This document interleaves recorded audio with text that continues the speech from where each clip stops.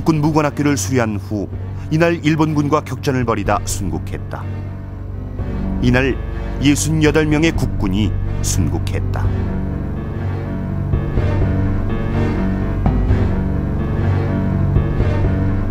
(1907년 8월 1일) 기울어져가는 조국을 사수하다 산환 국군들. 그들은 대한제국의 영웅들이었다.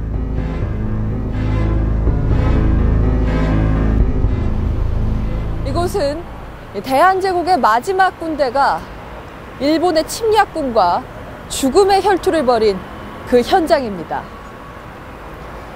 나라가 망하는데 국군이 총을 들지 않았다면 우리의 역사는 얼마나 비참했을까요? 박승환 대대장과 한국군 제1연대 1대대와 2연대 1대대원들의 자발적인 항전. 그들은 비록 그날 전투에선 패했지만 역사의 승리자로 남아 우리를 수경케 합니다. 일제는 친일 반역자들과 함께 가까스로 8월 1일 오후 대한제국의 군대를 해산시켰습니다. 고관 대작들이 나라를 팔아먹는데 정신이 없을 때 하급 장교와 병졸들은 목숨을 바쳐서 나라를 지켰습니다. 남의 손에 의한 강제 군대 해산. 이것은 그 나라가 실질적으로 망했음을 의미합니다. 1907년 8월 1일 해산 당시 대한제국 군대는 서울의 시위대 2개 연대 총 5,000명과 지역에 8개 진위대대 총 2,000명이 있었습니다. 서울의 1연대 1대대와 2연대 1대대원들의 장렬한 패배는 항전의 끝이 아니라 구국 전쟁을 위한 위대한 신호탄이었습니다.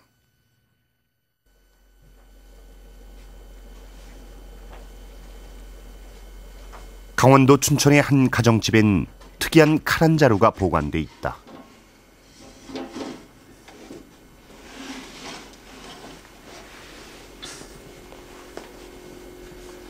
손잡이는 세밀히 양각된 문양들로 꽉 채워져 있는데 특히 꽃과 별 문양이 눈길을 끈다.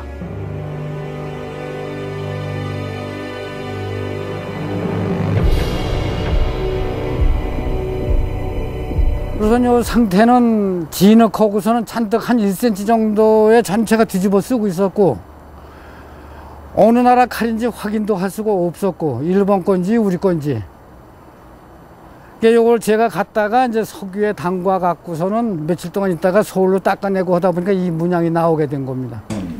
이화 문양, 예사롭지 않은 이 칼의 용도는 무엇일까? 전문가에게 칼의 정체를 의뢰했다. 형상화시켰던 그런 부분으로 보이기 때문에 대한제국 때에 이제 장교들이 썼던 군도로 보여지고요.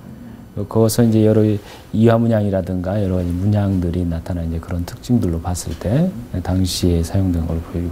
근데 이제 출토 지역이 원주 쪽이라고 한다면은 원주의 진위대라든가 그주에 근무했던 어떤 장교들이 사용했던 걸로 보여지지 않나. 대한제국 상징인 이화, 즉 오얏꽃 문양이 새겨진 칼. 그것은 바로 대한제국 장교의 상징인 의전용 군도였다.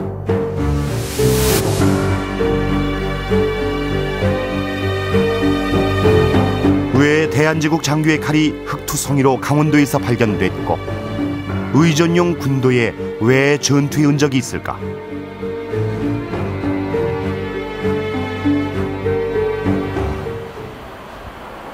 조선 500년 동안 강원 가명이 있었던 원주. 1907년 이곳엔 대한제국 지방군인 진위 5대대가 있었다. 260여 명의 진위 5대대는 8월 10일 해산당할 예정이었다.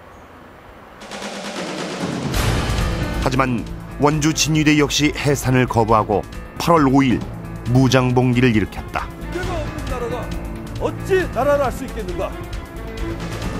통무정교 민긍호가 그 중심에 있었다. 헌국 충정의 의욕적인 공전체를 원주 진위대대 봉기는 전국적인 항쟁의 시작이었다. 여주 파견대가 6일 봉기했고 8월 9일엔 강화 분견대가 반대하는 장교들을 축출하고 봉기했다. 8월 10일엔 홍주 분견대가, 9월 2일엔 진주 분견대가 봉기했다. 안동 분견대는 해산에 반대하며 무장 탈영을 하는 등 전국적인 무장 봉기가 이어졌다. 가장 먼저 봉기한 원주 진위대의 중심인물 민긍호. 그는 원주 진위대 고성 분견대의 하사로 군 생활을 시작했고 춘천 분견대를 거쳐 1901년 오늘날의 준위에 해당하는 특무정교로 승진해 원주 진위대대에 근무 중이었다.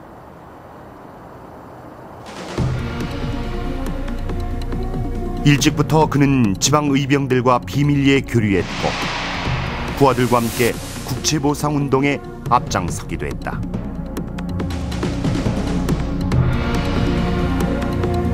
상당히 오랫동안 원주 진위대에 근무하고 있었던 사람이고요. 지역적인 이 지역 출신은 아니지만은 지역적인 인망이 높았던 것 같습니다. 그래서 그 의병장으로 활동했을 때 지역 주민들이 굉장히 이제 따랐고 상당히 그 의병부대의 활동에 자금이라든가 이런 것들을 보조를 했습니다. 민긍호는 정의 김덕재와 함께 거살 제지하던 중대장 권태희 등 장교 6명을 감금한 후 대대를 장악했다.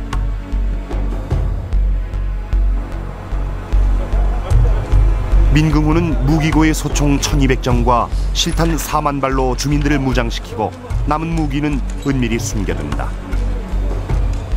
대대를 완전 장악한 것은 원주 진위대뿐이어서 이때 확보한 무기는 이후 대일전쟁에서 큰 위력을 발휘한다.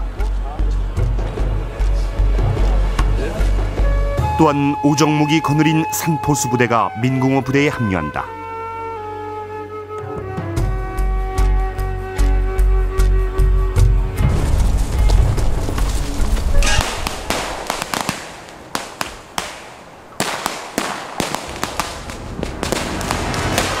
원주 진위대의 무장 봉기에 놀란 일본군 사령부는 충주 수비대를 원주로 급파한다.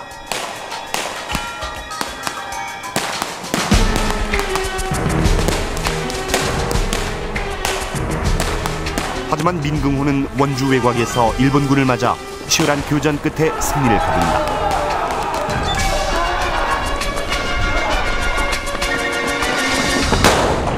곧바로 민긍호 부대는 8월 12일 여주 경무 분견소를 기습해 일본 경찰을 처단한 후 의병을 모집한다. 음죽을 거쳐 장원에 이르렀을 때는 부대원이 1000여 명으로 증가했다.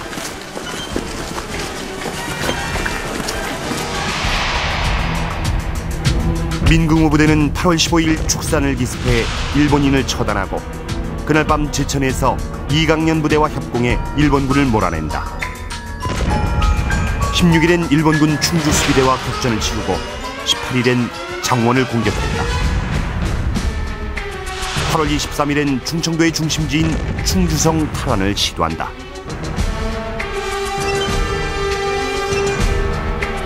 충주성은 일본군이 병참으로 이용을 하던 일본군의 핵심이 들어가 있는 어떤 지역이었습니다.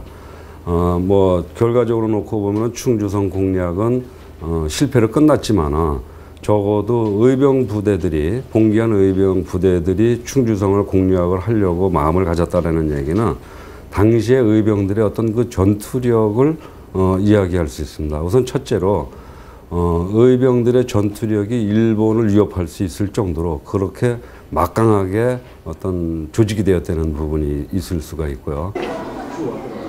의병들의 무기는 화승총이었다. 화승총은 화약을 놓은 격실에 불붙은 심지가 점화하는 방식이었는데 항상 불붙은 심지가 있어야 했기 때문에 비 오는 날이면 전투를 할 수 없었다.